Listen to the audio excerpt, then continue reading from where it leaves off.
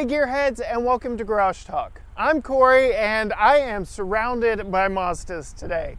This is a 2020 Mazda CX-5 with some modifications. Same engine and powertrain that is found here in this 2022 Mazda CX-9 Signature all-wheel drive. And for a brand that built its reputation my entire formative years on being zoom zoom and driving happiness, the brand now is leaning much more into the upscale premium side of things. So in this video, we are going to take this CX-9 out on the road and see if they've leaned perhaps too far to premium and forgot their zoom zoom roots.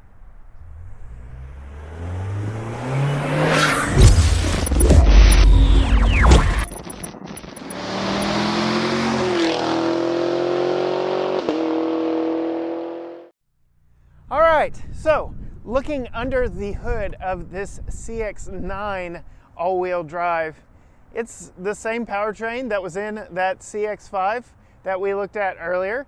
It's the same powertrain that was in the Mazda 3 and the Mazda CX-30 that we've previously tested on this channel.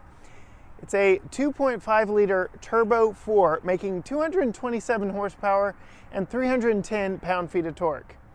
In the CX-30 and the Mazda 3 that we drove, they're much smaller, lighter vehicles than this big three-row crossover. In fact, they're practically the same vehicles between themselves, but a little more mass to lug around in this CX-9. Looking at it though, closing the lid, you can really see Mazda's premium upscale styling. I really like it, and the next generation of Mazda styling looks even more muscular. Think that new CX-50 two-row crossover. Starting up front here, you get a large Mazda badge that also houses your adaptive cruise control. So it is behind glass here and kind of sticks out when you really look at it. But yes, that is where all your adaptive cruise is in here. LED adaptive headlights, so these actually turn with you, do wonders on a curvy back road late at night. And then rather small fog lamps down here under these want-to-be vents for airflow around the front. Taking a step back and looking at this machine gray color, I intentionally left the pollen on for you to see just how well this machine gray does at hiding pollen and road grime and dirt. I can see it looking directly at it in the sunlight, but from a distance, this machine gray does wonders at hiding all that accumulates on a vehicle over time. Moving to the side profile, you've got big 20-inch wheels for a rather compact mid-size three-row crossover. In fact, if you didn't know, just looking at the profile of this thing, you'd probably swear it was a two-row SUV more along the lines of a Jeep Grand Cherokee than a three-row Grand Cherokee L. And we will get into that third row seat in a little bit. You do have a push button here for the proximity key. You have it on both front doors, but not the rear doors. And the way this is set up from the factory, you can actually walk away and it'll lock itself. A nice feature, though I've been told by some they're afraid they would lock their keys in it.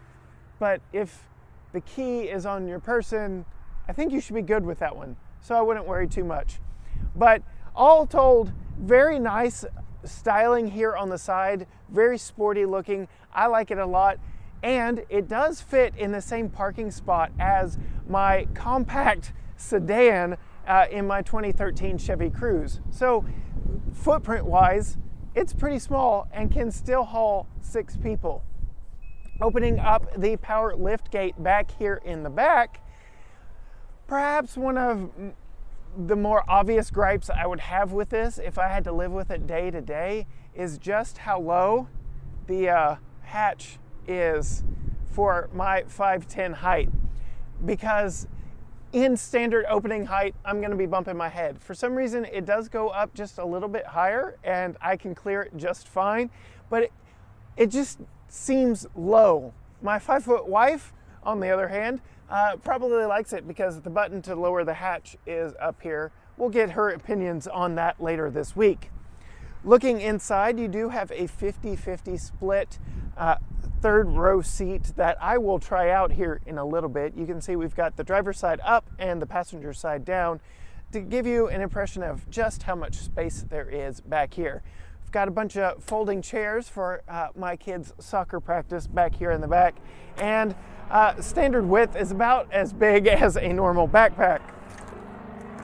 Underneath the storage here, forgive the road noise, you get a little more underfloor storage with a fake load floor that hides your spare tire and the subwoofer, actually, which is hidden within that spare tire. And then you do get a light back here that you can turn on or off so that you can see while you're digging back in the hatch late at night. Very soft close function back here. Perhaps not as soft close as that Toyota Highlander we recently had, but again, very nice design back here. Just kind of curious why the turn signals are incandescent. Let's hop inside because it's getting a little windy out here and I need to warm up. All right, moving inside, we have the dark chestnut interior, which looks so premium. We've got Nappa leather seats with a quilted pattern that are firm but very comfortable and will support you doing those zoom things that Mazda used to be known for. Steering wheel is nice and bolstered and has a very unique stitch pattern that I have not felt on any other vehicle. That is how I actually first noticed it. Very different stitch pattern for the leather on the steering wheel, but very comfortable, nice 10 and 2 grips here.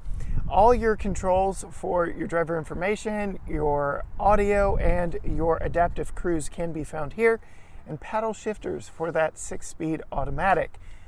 Speaking of that 6-speed automatic, we'll talk more as we drive. I feel like, and it pains me to say this, I think we're a couple gears short, but we'll talk more about that while we're driving. Behind this steering wheel, you get, I think, perhaps the best implementation of digital and analog that I have seen. So on the outer sides of this gauge cluster, you have 2 very traditional analog tach on the left and fuel gauge, engine temp on the right. In the middle, you have an 8-inch screen that doubles as a analog look speedometer with so many different functions in the middle that you can scroll through just by tapping the button here on the steering wheel. It tells you everything from miles to empty to your trip computer, everything. Very, very nice implementation and could almost fool you into thinking that they are real analog gauges. I know that my wife knows that they aren't, but I am curious to see what she thinks about this because she's not really big on technology. Again, that review coming soon. If you don't want to look down here, if you don't want to look at all that, you do have a heads-up display that you can't see right now. I've got it turned off, but you do have a color heads-up display that displays your current speed, your driver assist features, your cruise control, your posted speed limit, and this does have traffic sign recognition, which Mazda admits only recognizes stop signs and wrong way, and what was the other one? I believe school zone.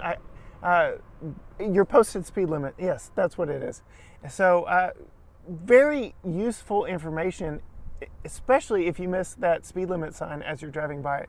So I really like that. But the stop sign one gets me every single time. It puts a little stop sign up on the heads-up display unit and down here in the color touchscreen.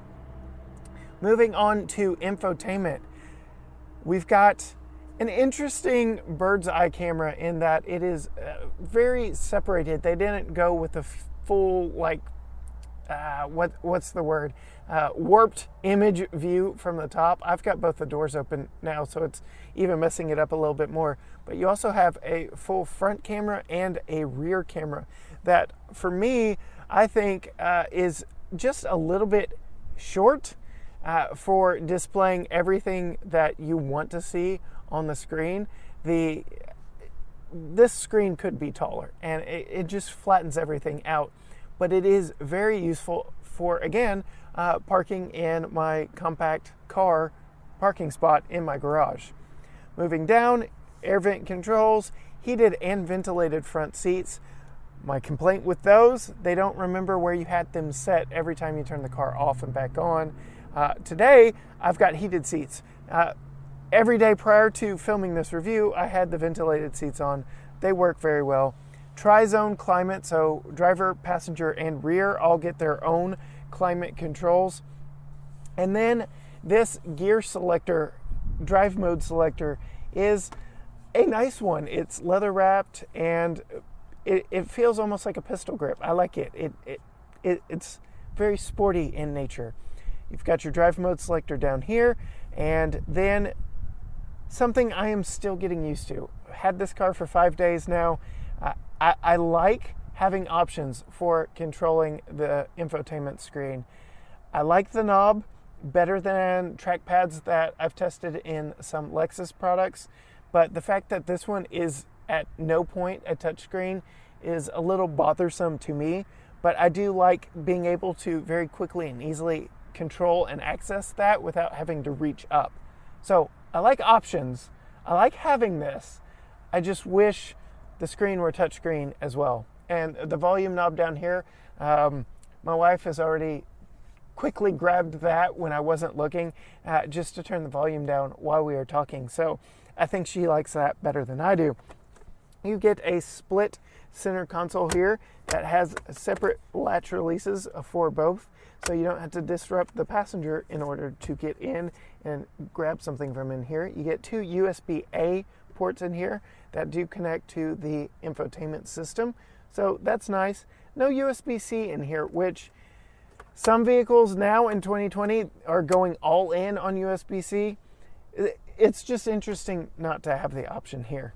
Again, we talked about these nice quilted leather seats, and the quilting on these looks spectacular. Definitely a premium look up front here. Add that with the fake wood and the bright work trim in here. It's pretty nice interior all the way around, and definitely leads more premium than it does sporty and zoom like Mazda, at least in my youth, has been known for. Let's check out that middle row seat and see what middle row comfort is like. All right, so it is all premium back here in the second row of the CX-9 Signature. You get, I guess I could open this up to help you see, you get true captain's chairs back here in the back with a real center console that mimics the front seat, and heated seats for both passengers back here in the back, cup holders as well. So very nice setup back here, and yes, you do get 2 USB-As in this center console as well. Seating position, I'm sitting up and over the driver, so very stadium-like seating here. You get a very nice recline function here as well. Same quilted Nappa seats, no ventilation here though. Sitting behind myself at 6'10", sitting here at 6'10", I can scoot up some. I can actually scoot up a lot because there is a cutout in the back of this front seat here, which I imagine I'm going to be asking this passenger to do if I were riding in the back. But I'm going to put it in a comfortable but semi-compromised position here so that I can flip this seat forward. Yes, unfortunately, as a dad, I noticed immediately these are not child seat friendly, so if you've got a car seat in, no back seat access for you, especially with that center console. Climbing in to the back, we've got, actually, not that bad. This is literally my first time ever back here.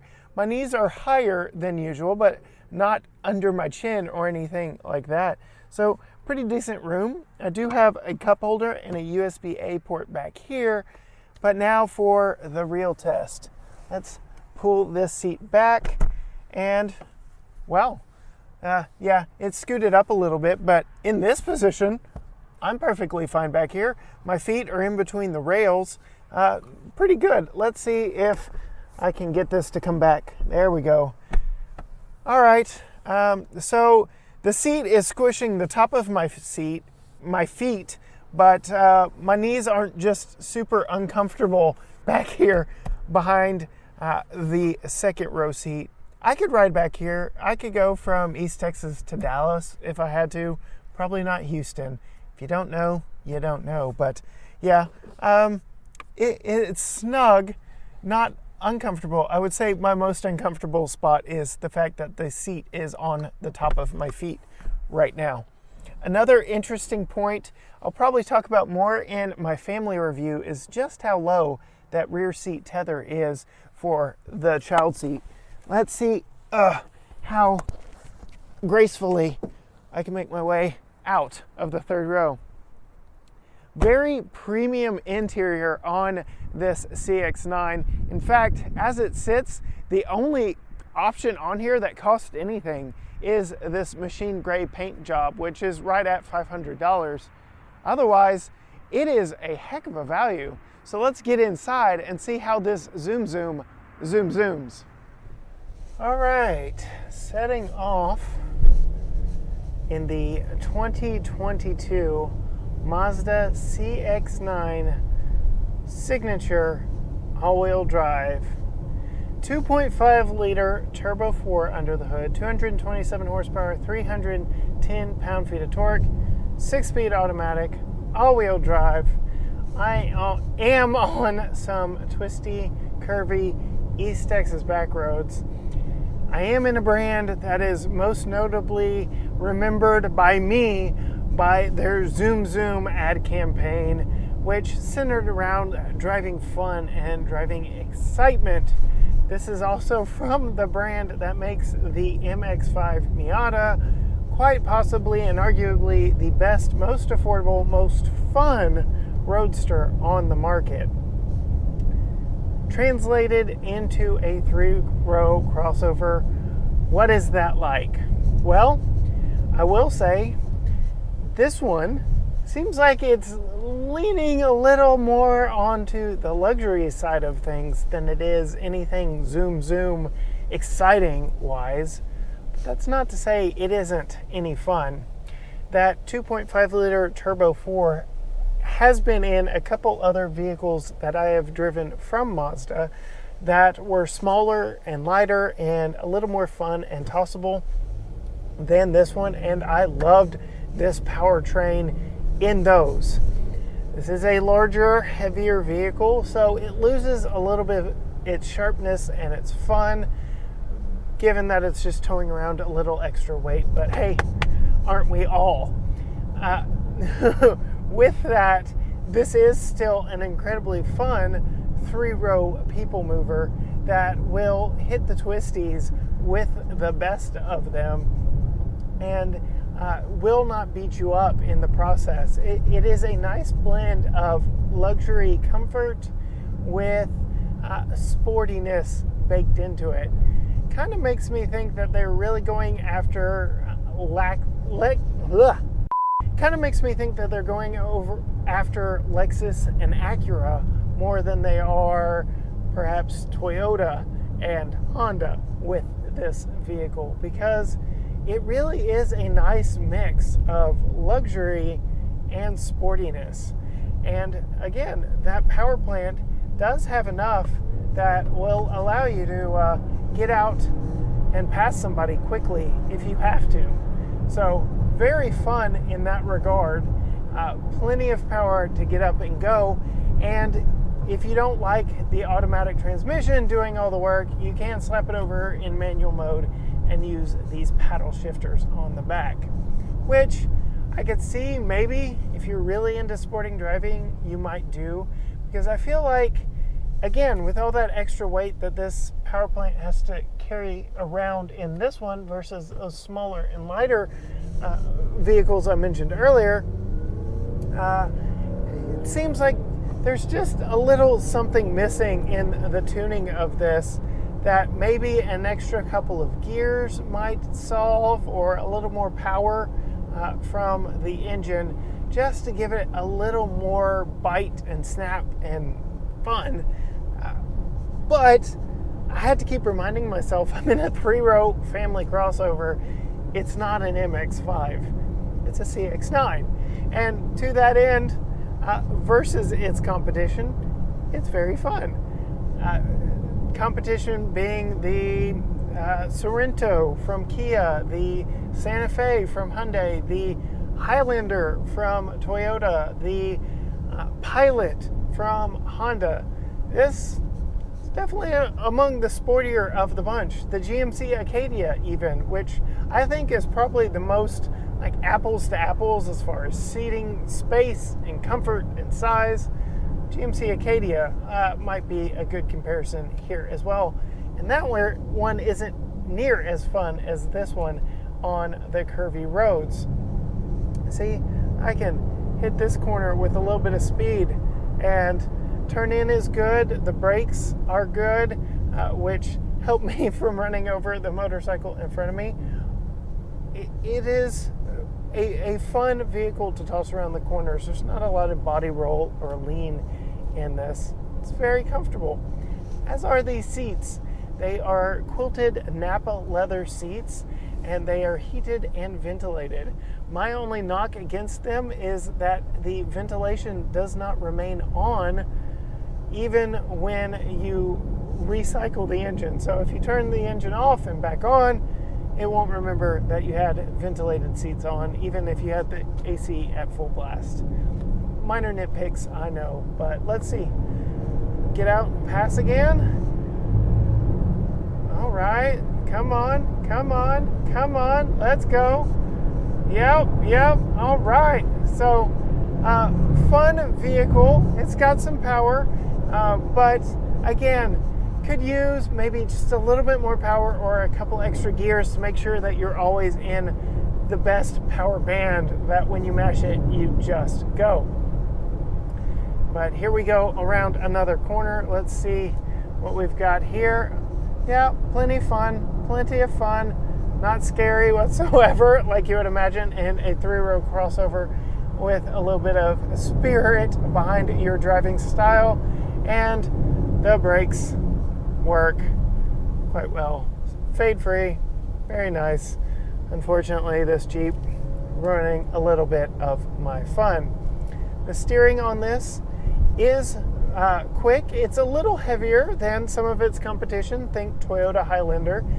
The Highlanders seemed very light and almost jerky, whereas this feels nicely weighted and lets you know that there is some sporty aspirations to this vehicle for sure. But get this out in traffic and in a parking lot or to your kid's soccer practice, and you're not going to be hurting for having to struggle to turn the wheel. It's not that heavy of a steering system, but it's just not as light as perhaps the competition from Toyota. It's I would say perfectly weighted for what this vehicle is, and again, the sporty nature. I'm not going to try and keep up with this C8 Corvette in front of me, although he seems to be having a little bit of fun himself. All right, speaking of steering, I've started something new here, and that is the real-world U-turn test. Here I am, 3 lanes with a turn lane in the middle, hard lock, and you're going to need all 3 lanes to make a U-turn in this. I'm going to give it one more test going back the other direction, but when it comes to turning lock to lock on this does not have the tightest turning radius when making U-turns. So real world U-turn test, one more time, hard lock all the way, goes all the way into the 3rd lane when making a U-turn. So definitely something to know when navigating parking lots, or if you happen to miss a turn, which we all do. It is a larger turning circle than some other vehicles, especially in this size class. But when you get out on the road, it is a very comfortable ride. Aside from the textured pavement I'm currently on, it's a relatively quiet ride as well. Very comfortable. Again, mentioned how much I love these seats, the quiet ride, and everything about it. I go into more details on what it is like in here in a review with my wife. So definitely be sure and subscribe for that review with her and my son. But let's take this back and I will give you my final thoughts on this. Final thoughts on this 2022 Mazda CX-9 signature all-wheel drive. It's a big vehicle. And while I thoroughly enjoyed this powertrain setup in the smaller Mazda 3 hatch and the CX-30 crossover, this three-row SUV proves to be just a little big for this exact powertrain. It could use perhaps maybe a couple more gears or maybe just a little more oomph than this 2.5 liter Turbo 4 can provide. Moving inside though, it's a cabin that would make many luxury cars blush because that quilted Nappa leather, heated ventilated seats just make it a truly inviting space inside. At $47,000 entry price to the CX-9 Signature, it's a very compelling package that the only option on this one is the $500 machine grade paint job that again hides dirt pretty well and makes this one heck of a value. Think about that Toyota Highlander we had not that long ago. Same price as this, but nowhere near the amount of options. And I think that's where this thing excels the most. It is fun to drive. It is a very good three-row SUV. You do make some compromises in that it is truly only a six-seater, but you get so much more in the way of luxury with a dash of sport in there to put a smile on your face as well. If you like this, be sure to check out your local Mazda dealer because there is potentially an upgrade to this one coming soon. All that said, until next time, gearheads, bye.